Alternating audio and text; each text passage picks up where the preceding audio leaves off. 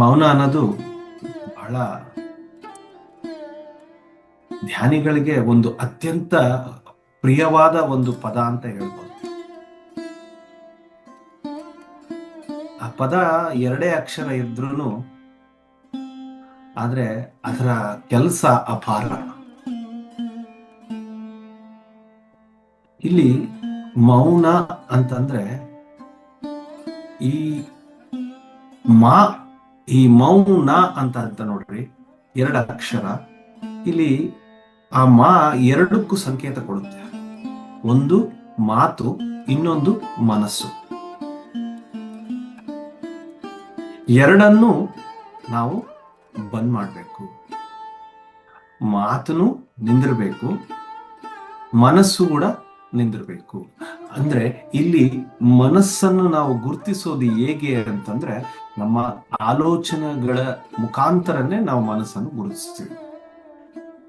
ಯಾವಾಗ ಆಲೋಚನೆಗಳು ನಿಂತಿದ್ದಾವೆ ಅಂತಂದ್ರೆ, ಮಾತು ನಿಂತಿದೆ, ಆಲೋಚನೆಗಳು ನಿಂತಿದ್ದಾವೆ ಅಂದ್ರೆ ಅದು ನಿಜವಾದ ಮೌನ.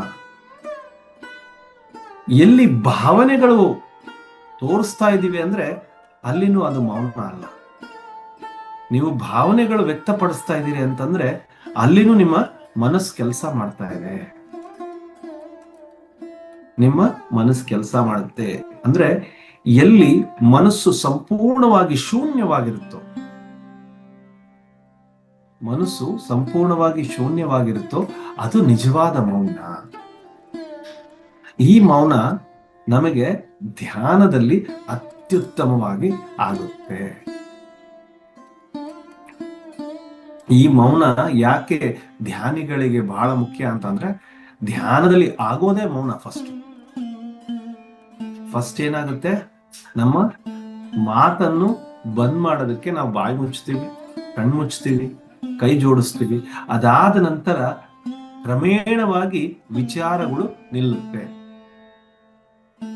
ಆ ವಿಚಾರಗಳು ನಿಂತಾಗ ಅದುವೇ ನಿಜವಾದ ಮೌನ. ಈಗ ನಾನು ಮೌನ ಮಾಡಿದೀನಿ, ಇವತ್ತು ಪೂರ್ತಿ ದಿನ ಮೌನದಲ್ಲಿದ್ದೀನಿ ಅಂತೇಳಿ ಅವ್ರ ಮಾತ್ರ ಆಡಂಗಿಲ್ಲ, ಬರೆದು ತೋರಿಸ್ತಾ ಇರ್ತಾರೆ, ಯೋಚನೆ ಮಾಡ್ತಾ ಇರ್ತಾರೆ,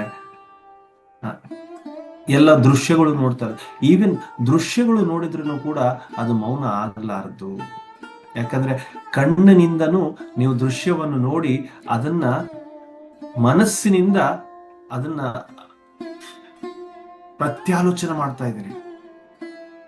ಈ ದೃಶ್ಯ ಇಂಥದ್ದು, ಈ ದೃಶ್ಯ ಇಂಥದ್ದು ಅಂದಾಗ ಆ ಮನಸ್ಸು ಅಲ್ಲಿ ಓಡಾಡ್ತಾ ಇದೆ, ಮನಸ್ಸು ಚಲಿಸ್ತಾ ಇದೆ, ಸಂಪೂರ್ಣವಾಗಿ ನಿಂತಿಲ್ಲ. ಆಲೋಚನೆಗಳು ನಿಲ್ಬೇಕು, ಭಾವನೆಗಳು ನಿಲ್ಬೇಕು, ಕಣ್ಣಿನ ನೋಟ ಬಂದಾಗ್ಬೇಕು, ಬಾಯಿಯ ಮಾತು ಬಂದಾಗ್ಬೇಕು. ಅವಾಗೇ ನಿಜವಾದ ಮೌನ. ಅದು ಧ್ಯಾನದಲ್ಲಿ ಮಾತ್ರ ಸಾಧ್ಯ.